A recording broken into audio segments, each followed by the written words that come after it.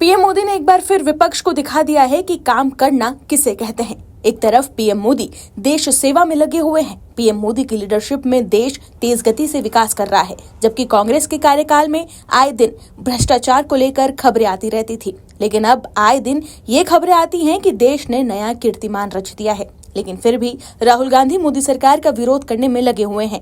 राहुल गांधी ने शनिवार को एक बार फिर भारत अमेरिका ट्रेड डील को लेकर सरकार पर निशाना साधा है। उन्होंने कहा कि दूरदर्शी और राष्ट्र हित में सोचने वाली कोई सरकार अमेरिका के साथ ऐसा व्यापार समझौता करती जो कपास किसानों और कपड़ा निर्यात दोनों के हितों की रक्षा सुनिश्चित करता। लेकिन मोदी सरकार ने इसके बिल्कुल उलट किया है। उन्होंने ये दावा भी किया कि सरकार ने व्यापार समझौते के इन पहलुओं को छिपाया भी है।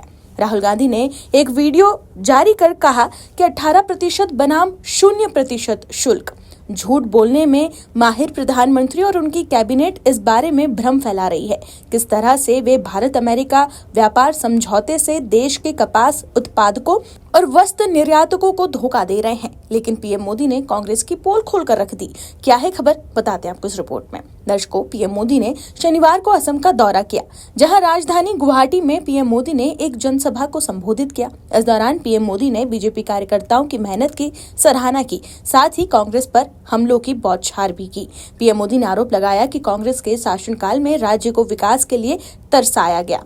कांग्रेस ने असम के साथ भेदभाव किया। आज भारत दुश्मनों के घर में घुसकर मारता है, वहीं कांग्रेस आतंकियों को कंधे पर बिठाती है। पीएम मोदी ने पार्टी की उपलब्धियों पर पूरा श्रेय जमीनी स्तर पर काम करने वाले कार्यकर्ताओं को देते हुए कहा कि भारतीय जनता पार्टी आज जिस ऊंचाई पर है वो केवल और केवल उन समर्पित कार्यकर्ताओं की वजह से संभव हुआ है। पीएम मोदी ने संगठन की भूमिका पर खास जोर दिया और कहा कि बीजेपी संगठन में पूरा विश्वास करती है। संगठन की शक्ति ही राष्ट्रीय जीवन में बदलाव की सबसे मजबूत आधारशिला है। उन्होंने कहा कि इतने बड़े स्तर पर जुड़े कार्यकर्ताओं से मिलना उनके लिए सौभाग्य की बात है, जो पार्टी की मजबूती का परिचायक है। पीएम मोदी ने कहा कि पिछले 11 सालों में केंद्र सरकार ने असम के विभिन्न विकास परियोजनाओं के लिए 5.5 लाख करोड़ से अधिक की राशि आवंटित की है। उन्होंने कांग्रेस पार्टी पर निशाना साधते हुए कहा कि कांग्रेस वो पार्टी है जो असम के विकास के लिए धन देने से भी कतराती है। ऐसे में क्या वो असम का विकास कर सकते हैं? इस साल के बजट में खासतौर से पूर्वोत्तर भारत की कनेक्टिविटी को मजबूत करने पर ध्यान केंद्रित किया गया है। कनेक्टिविटी बढ़ाने से रोजगार के अवसर भी बढ़ेंगे, इसलिए असम में सड़कों और हाईवे परियोजनाओं के लिए हजारों करोड़ रुपए आवंटित किए गए हैं। दर्शकों, पीएम नरेंद्र मोदी ने शनिवार को असम के डिब्रूगढ़ में देश की एक बड़ी सामरिक उपलब्धि का उद्घाटन भी किया। पीएम मोदी ने खुद वायुसेना के C-130J सुपर हरक्यूलिस विमान से हाईवे पर बनी देश की पहली इमरजेंसी लैंडिंग फैसिलिटी पर उतरे। ये स्ट्रिप भारत चीन सीमा के बेहद करीब है। युद्ध या किसी भी आपात स्थिति में यहाँ लड़ाकू विमान और भारी ट्रांसपोर्ट विमान आसानी से लैंड कर सकेंगे। इस हाईवे स्ट्रिप पर राफेल, सुखोई 30 और डोनियर जैसे विमानों ने सफलतापूर्वक टच एंड गो अभ्यास भी किया।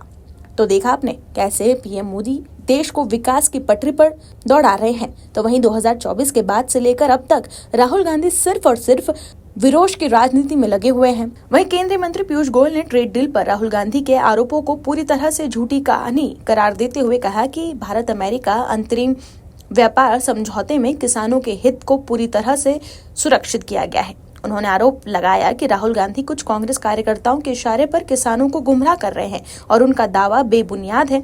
वहीं केंद्रीय कृषि मंत्री शिवराज सिंह चौहान ने भी भारत अमेरिका व्यापार समझौते के बारे में झूठ फैलाने के लिए विपक्षी दल कांग्रेस पर तीखा हमला करते हुए कहा कि नरेंद्र मोदी सरकार ने किसानों के हितों को पूरी तरह से सुरक्षित रखा है। Bureau report OMH news. आप दर्शकों से विनम्र निवेदन है कि चैनल को सब्सक्राइब जरूर करें